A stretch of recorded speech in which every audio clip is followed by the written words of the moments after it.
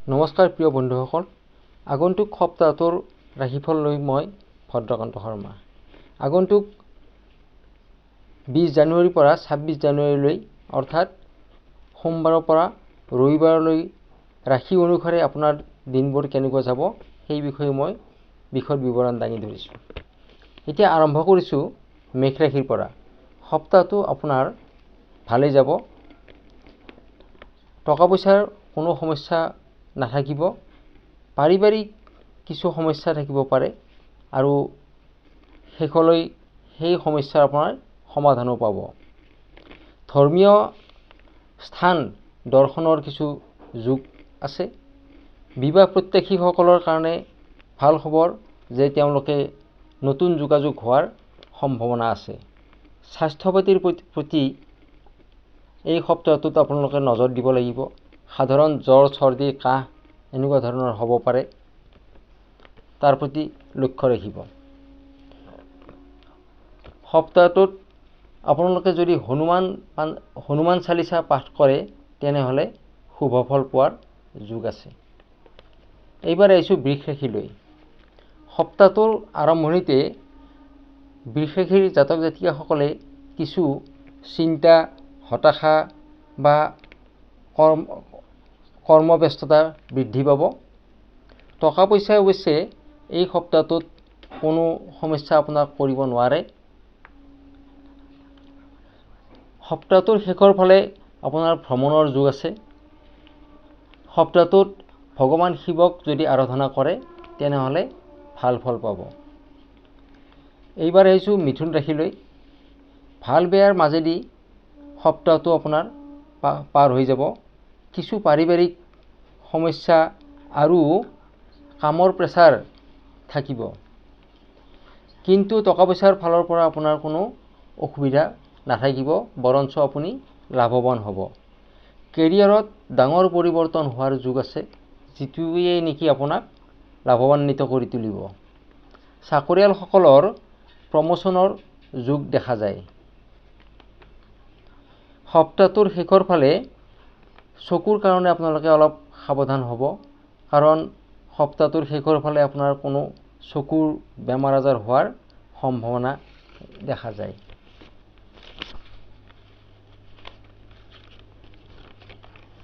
এইবাৰ আহিছোঁ কৰ্কট ৰাশি। কৰ্কট ৰাশিৰ জাতক জাতিকাসকলে সপ্তাহটোৰ গতানুগতিকভাৱেই পাৰ কৰিব পাৰিব।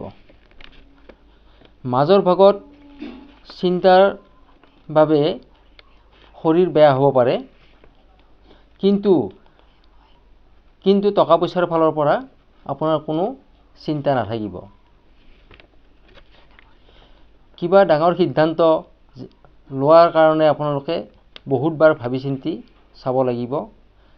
যেনেকুৱা লিখিত কাগজ পত্ৰৰ ক্ষেত্ৰত আপোনালোকে তাৎক্ষণিক সিদ্ধান্ত নল'ব। খংটো অলপ দমাই ৰাখিব, কাৰণ খঙেই এই সপ্তাহটোত আপোনালোকক কিছু অসুবিধাৰ সৃষ্টি কৰিব পাৰে। শনিৰ মন্ত্ৰ জপ কৰিলে এই সপ্তাহটোত ভাল ফল পাব। এইবাৰ আহিছোঁ সিংহ ৰাশিলৈ। সপ্তাহটোৰ ভালদৰে পাৰ হ'ব। সন্তানৰ ফালৰ পৰা ভাল ৰিজাল্ট পোৱাৰ সম্ভাৱনা আছে। সম্পত্তি লাভৰ যোগ আছে। মাটি বাৰী, ঘৰ, সম্পত্তি এইবিলাক আপোনালোকে ক্ৰয় কৰিব পাৰিব। বিবাহ প্ৰাৰ্থীৰ কাৰণে শুভ। বিবাহ প্ৰাৰ্থীৰ কোনো নতুন যোগাযোগ হোৱাৰ সম্ভাৱনা আছে। সপ্তাহটোত সূৰ্য প্ৰণাম কৰিলে ভাল ফল পাব। এইবাৰ আহিছোঁ কন্যা ৰাশিলৈ। পৰিয়ালত অশান্তি হ'ব পাৰে। ফাইনেন্সিয়েলি লাভৱান হ'ব। স্বাস্থ্যৰ প্ৰতি নজৰ দিব। ব্যস্ততা আৰু আপোনালোকে এই সপ্তাহটোত ব্যস্ততা কিছু কমাই কৰিব। সপ্তাহটোৰ শেষৰ ফালে পৰিয়ালত সুখ শান্তি বৃদ্ধি পাব। হনুমান চালিচা পাঠ কৰিলে আপোনালোকে সপ্তাহটোত ভাল ফল পাব। এইবাৰ আহিছোঁ তুলা ৰাশিলৈ। ধন আৰু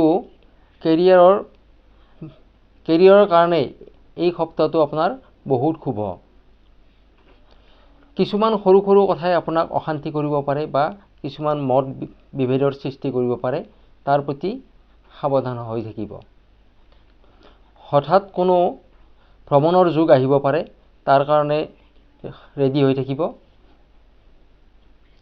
এইবাৰ আহিছোঁ বৃশ্চিক ৰাশিলৈ। নতুন কামৰ শুভ আৰম্ভ কৰিব পাৰিব এই সপ্তাহটোত, তাৰ যোগ আছে। যেনেকুৱা কেৰিয়াৰত থকা কিছু বাধা আপোনালোকৰ এই সপ্তাহটোত দূৰ হোৱাৰ যোগ আছে। পৰিয়ালত শুভ আৰু মংগল কাৰ্য হোৱাৰ সম্ভাৱনা আছে, যেনেকুৱা পূজা পাতল, গ্ৰহপাঠ ইত্যাদি। যদি কোনো সম্পত্তি কিনিব বিচাৰে এই সপ্তাহটোত আপোনালোকে কিনিব পাৰে, যেনে মাটি বাৰী, ঘৰ দুৱাৰ, গাড়ী মটৰ ইত্যাদি। স্বাস্থ্যৰ প্ৰতি নজৰ ৰাখিব আৰু এই সপ্তাহটোত যদি ভগৱান গণেশক আৰাধনা কৰে তেনেহ'লে আপোনালোকে ভাল ফল পাব। এইবাৰ আহিছোঁ ধনুৰাশিৰ জাতক জাতিকাসকলে সপ্তাহটোৰ আৰম্ভণিত সিমান ভাল ফল নাপাব, কিন্তু মাজভাগৰ পৰা আপোনাৰ শুভ ধন প্ৰাপ্তিৰ যোগ আছে। ব্যস্ততা আপোনাৰ বৃদ্ধি হ'ব। কেৰিয়াৰত আপোনালোকে ভাল নাম কৰিব পাৰিব। মাটি আৰু ঘৰ, যান বাহন কিনিব পাৰিব। চাকৰিত ট্ৰেন্সফাৰ হোৱাৰ সম্ভাৱনা থকা ব্যক্তিসকলৰ কাৰণে এই সপ্তাহটো অত্যন্তই শুভ বুলি মনা যায়। শনি মন্ত্ৰ জপ কৰিলে এই সপ্তাহটোত আপোনালোকে ভাল ফল পাব। এইবাৰ আহিছোঁ মকৰ ৰাশিলৈ। আৰম্ভণিতে টেনশ্যন কিছু থাকিব, পিছৰ ফালে লাহে লাহে সেই টেনশ্যনবোৰ আপোনালোকৰ নোহোৱা হ'ব বা টেনশ্যনৰ পৰা আপোনালোকে কিছু ৰিলেক্স পাব। যিসকলে সন্তান প্ৰাপ্তিৰ কাৰণে চেষ্টা কৰি আছে তেওঁলোকৰ কাৰণে খুবেই শুভ এই সপ্তাহটো। তেওঁলোকে সন্তান প্ৰাপ্তিৰ যোগ আছে। সপ্তাহটোৰ আৰম্ভণিতে সাৱধানে থাকক, বাকী দিনবোৰ আপোনালোকৰ ভালেই যাব।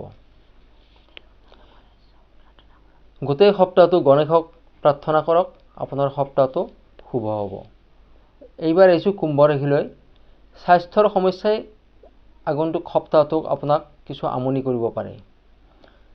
ধন অৱশ্যে আপোনাৰ হাতলৈ আহিব, কিন্তু কিছুমান অযথা খৰচৰ মাত্ৰা আপোনাৰ বৃদ্ধি পাব। ধন আহি থাকিব, তাৰ কাৰণে কোনো চিন্তা কৰিব নালাগে।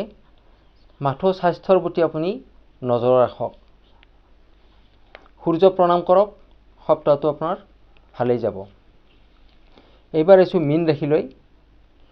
কেৰিয়াৰৰ প্ৰতি সতৰ্ক হ'ব। কোনো কামতে আপোনালোকে ৰিস্ক নল'ব। সন্তানক লৈ চিন্তা বাঢ়িব। পইচা বা কোনো সম্পত্তি বা যিকোনো বস্তু আনক এই সপ্তাহটোত ধাৰলৈ নিদিব। কৰ্মক্ষেত্ৰত কিছু সতৰ্কতা অৱলম্বন কৰিব, কাৰণ সৰু সৰু কথাতে আপোনাৰ কিছু লোকচান হ'ব পাৰে। অতিথিৰ আগমন ঘটিব। বৃহস্পতি মন্ত্ৰ জপ কৰিলে এই সপ্তাহটো আপোনাৰ শুভ হ'ব। প্ৰিয় বন্ধুসকল, মোৰ এই ভিডিঅ'টো কেনেকুৱা পালে আপোনালোকে চাই কমেণ্ট কৰি জনাব। ভিডিঅ'টো লাইক শ্বেয়াৰ কৰিব আৰু মোৰ চেনেলটো ছাবস্ক্ৰাইব কৰি কাষত থকা বেল আইকনটো প্ৰেছ কৰি অল কৰি ৰাখিব, যাতে মই দিয়া ভিডিঅ'সমূহ আপোনালোকে প্ৰথমতে পাবলৈ সক্ষম হয়। ধন্যবাদ।